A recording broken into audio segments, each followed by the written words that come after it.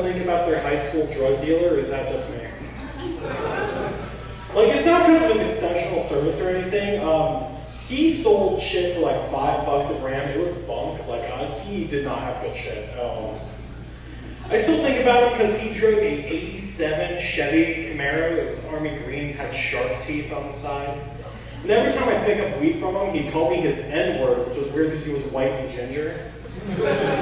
So the reason I still think about him sometimes is because one day on Snapchat, he posted what he called like a fit check, where it's like his outfit in like a big stand-up mirror. And it had a caption that said, "It's time to fuck today's pussy." And I don't know if he was saying like, I'm about to fuck someone, because like he did have a kid 9 months later, so that's probably the day that kid was conceived. But like, I like to think of it as like a self-motivational thing, you know? Like, you're about to have that big job interview, you're gussing yourself up in the mirror, and you look at yourself and you point at the mirror and you go, "You will fuck that pussy today." And then you go and you bomb that fucking interview because you were borderline unhireable.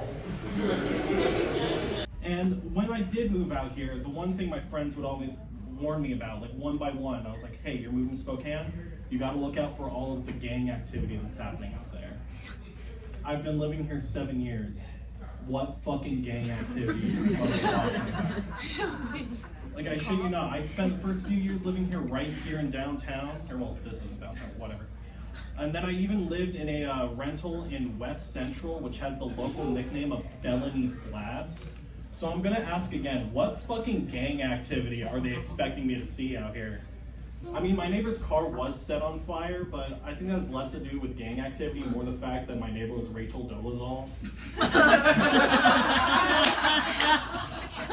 But finally, recently, I saw my first piece of gang activity. I was over on the Huckleberries on South Monroe, and I was walking out with my shopping bag full of fancy cheeses and hop-flavored seltzer waters, when suddenly I saw this gang of hoodlums walking towards me.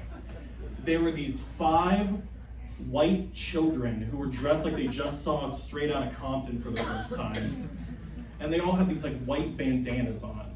And now I know blue is the Crips, the red's Bloods, green is Grove Street, and purple is the 3rd Street Saints. But what the fuck is a white bandana? Like, I'm genuinely asking, and I need to know if this is a real gang before I get some shit for calling them the South Hill Cum-Stains. Just to backtrack a little bit, my dad in all of his years took so many leftist drugs that his brain took a right. In his mind, everything either went to one or two categories. It was either America or socialism, no in between. And I remember one time I was 18, he was taking me to meet some guy from Facebook Market to buy my first car, fucking lowballed, and it was great. And on this drive, we went through 3 roundabouts in a row, and each one we went through, he got angrier and angrier and angrier. To the point where by the end, he was full-on foam at the mouth, fucking screaming, "Roundabouts, roundabouts, roundabouts, goddamn socialist roundabouts! 3 of these motherfucking goddamn socialist roundabouts in quarter of a fucking mile. Socialist roundabouts, this is America bending its knee to socialism. In fact, these motherfucking roundabouts are in the goddamn streets. If I wanted to drive around in circles and sniff the assholes of all the other cars around me, I would have moved to fucking France." And to this day, I cannot go through a roundabout without thinking of America bending its knee to socialism. And that's all I've prepared tonight. Have a good night.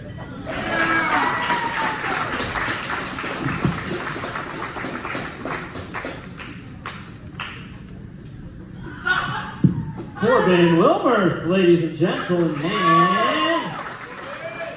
Oh, that's good.